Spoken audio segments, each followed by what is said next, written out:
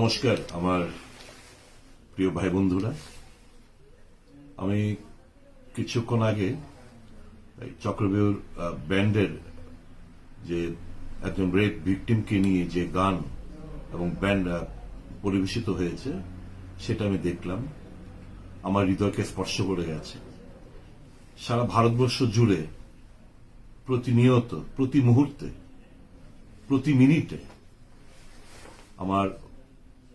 আমাদের সকলের প্রিয় মা বোনেরা, মেয়ে সমান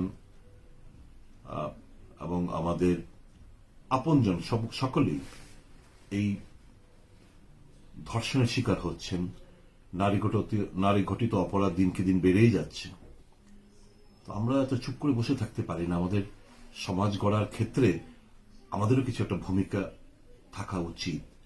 ঘরের ভেতরে বসে ড্রয়িং রুমে শুধু নিন্দা জানালাম, ধিক্কার জানালাম, সেটা করে আর কতকাল?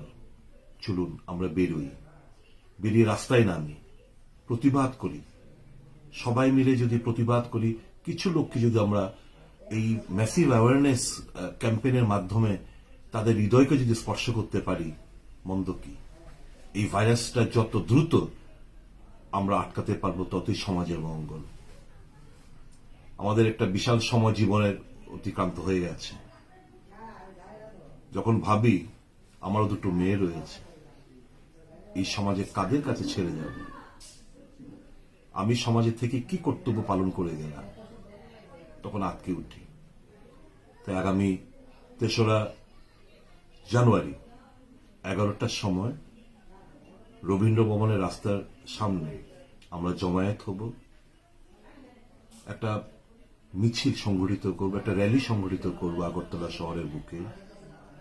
বিভিন্ন কালচারাল সাইডের যারা রয়েছেন, ছাত্র ছাত্রী, আমার মা বোনেরা, শিক্ষক শিক্ষিকা, কর্মচারী ভাই বন্ধুরা, ব্যবসায়ীরা, সমাজের সকল অংশের মানুষের কাছে আমার বিনম্র অনুরোধ থাকবে, আসুন ৩রা জানুয়ারি 2020 অঙ্গীকারবদ্ধ হই।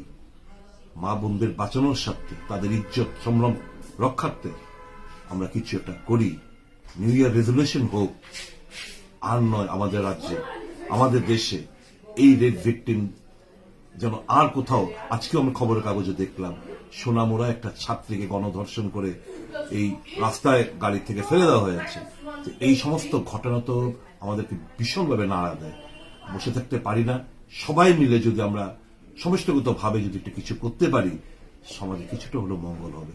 আমি সকলের কাছে বিনম্র অনুরোধ, ৩রা জানুয়ারি 2020 ইংরেজি সালের সকাল 11টার সময় আপনারা সবাই মিলে এতে অংশগ্রহণ করবেন সমাজের মঙ্গলার্থে। সকলকে আমার নমস্কার।